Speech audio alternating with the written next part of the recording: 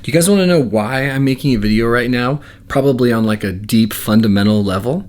It's because for the last 10 years, I have been recording YouTube videos. Hey guys, it's Noah, and I wanted to do a short video just talking about how I cope and I manage my my depression and my anxiety right now. And I've always had an internal alarm that goes off roughly 1 week after a previous post. And I'll even tell myself, like, you know what, don't post for 2 weeks. Don't post for 3 weeks. Take a break. No one cares, so to speak. But then a week goes by and I'm like, nah, dog, you gotta post. So this is gonna be all over the place. You guys need to see my dog. Hi, Ellie. Hi, Mama. Hi, sweet girl. Say hi to YouTube. You're so pretty. I've been sick for the past 3 days. I was particularly sick on Sunday. I had a fever. I had horrible body aches. The worst fever, body ache, stomach pain combo, earache, sore throat deal maybe I've had in years and years.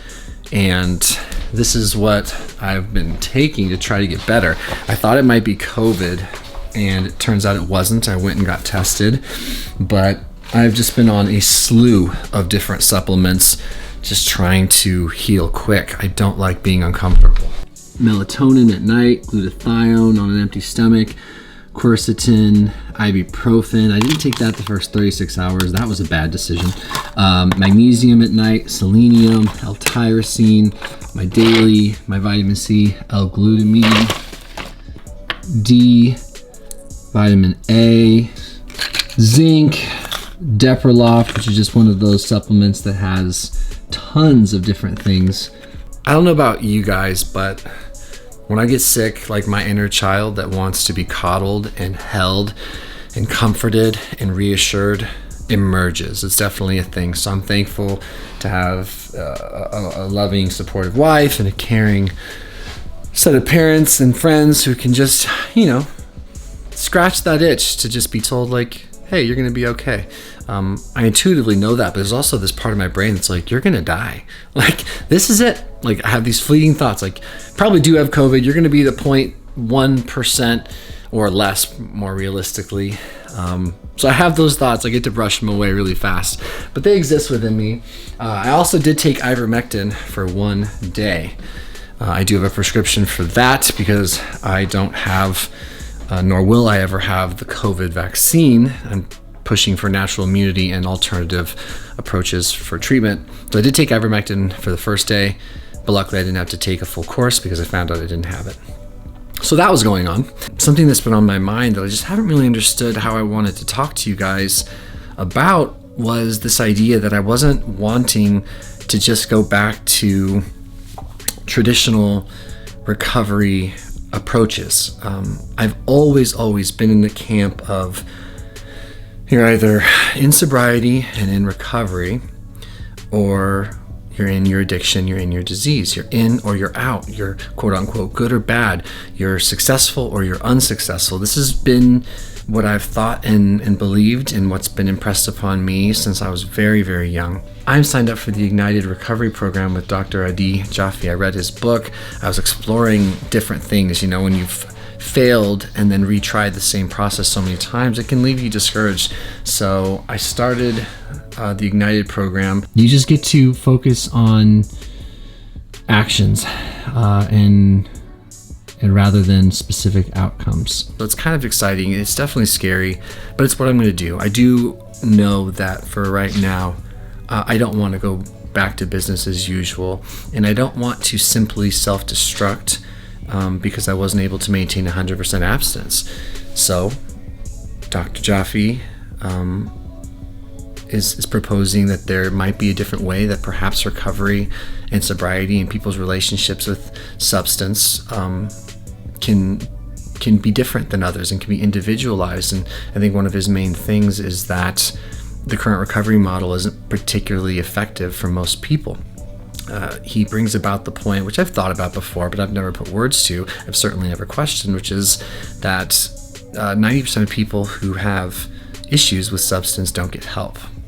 for a myriad of reasons, right? But 90% of people have issues, won't get help, don't get help.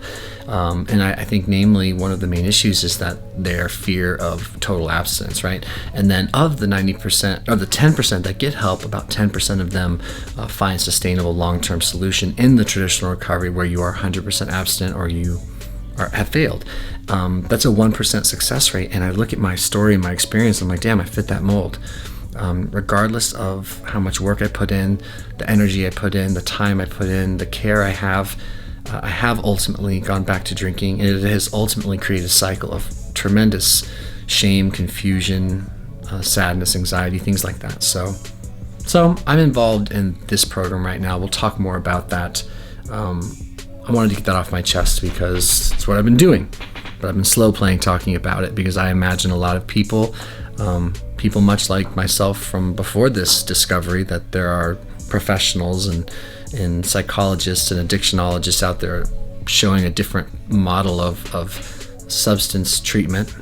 I would have said that this sounds like self-sabotage, this sounds like delusional thinking, or the behavior. These are the thoughts of a person in their disease, and I'm just I have to shelf that for right now because I want to explore this, and I think it's important that I do, even if it winds up being something that leads me back to what I've always tried, which is okay too. But I got to hold space for myself to be able to explore my own journey. So we'll talk so much more about this. I'm very curious to know what your guys' thoughts are. Also, something that was pretty, aside from getting sick, something pretty cool happened this last weekend. I competed for the first time in a long time in a CrossFit competition. Me and my dear friend Eddie were teammates, and my wife and our dear friend Chelsea were also teammates, separate teammates, and my mom and sister-in-law were teammates. And so 3 teams and a bunch of people came to support, and I got to watch my wife compete, and she's such an amazing athlete, which was just really fun. And I got to compete, which is always good. When you work as hard and as consistently as I have on your fitness and on your skills and on CrossFit, that's how I like to get down. It's really cool to express that in front of other people and amongst other people and to root other people on, and it's really cool to be in that environment. It's one of those things that I think everyone should experience. And so the really cool thing I want to share about this last weekend, though, is that my mom competed for the first time, and I want to make a separate video about that, but it was so beautiful. It brought me to tears. She's had a really hard year.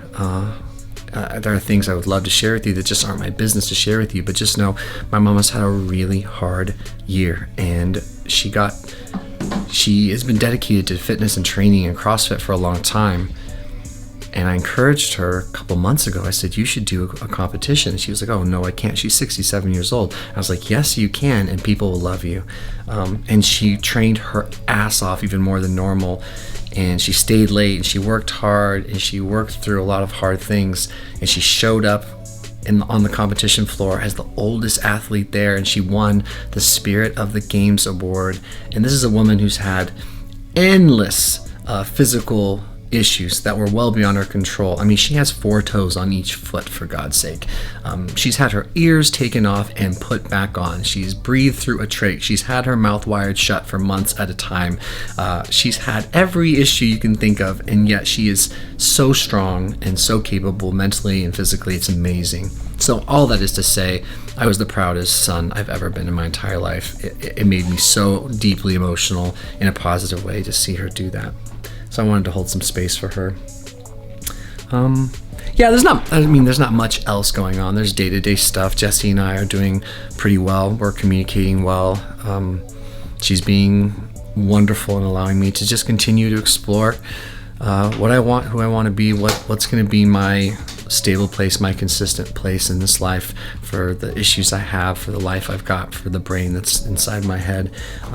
She's doing a great job at holding her boundaries. I'm holding mine, and maybe I'll dive into what that means more in the future, but I just wanted to throw out the overall idea that we're continuing to evolve as a couple and figure each other out and be willing to be open-minded, which is good. Jesse and I are watching season 3 of You, which is pretty good. I watched Squid Games, which was pretty fun. Blazer basketball, some of the basketball head is going on, which is pretty fun. My overall mental health has been okay. Emotional health okay. Physical health is shitty, but it's getting better. Spiritual health okay. I love my morning routine. I'm sticking to it very, very well, and I'm really thankful. One of the things in this Ignited program is they're action based, so I can work. I know how to work on myself. I know how to deep dive. I know how to put in the time. So I'm doing that, and that's going well. I don't think I have much else to say now, but I just wanted to check in. How are you guys? What's working? What's not working? What are some of your wins? What are some of your struggles? Yeah, thank you for allowing me to sort of just be all over the place. But just to say hi. I'm okay today. I'm also 36 hours into a fast. Did I already say that? So my brain functions a little bit different. I've had the worst nights like since being sick. The nights have been rough, and I decided I wasn't gonna eat until I started to do better, because every time I would eat even a little bit of clean food, my stomach would just go to pieces, and I already had a fever, so I was miserable. So commiserate with me. Growing my beard out, as you guys can see. And you know what? I'm liking it. I'm gonna give it the old college try. Also becoming acutely aware I'm getting old, and my skin's getting old too. So I know a lot of you guys come here for advice, and I'm gonna leave you with something simple but profound. Don't get old. Thank you to everyone who just continues to pop in and check in on my life. I can't be sure what any video on any given day or week is going to be about. I have no idea what the future of this channel is, and I haven't for a while. I just hit record. I know I want to continue to touch base with you guys. For now, I hope I always do. And I like sharing my life with you. It's part of my routine, and I'm going to keep it going. Yep, adios.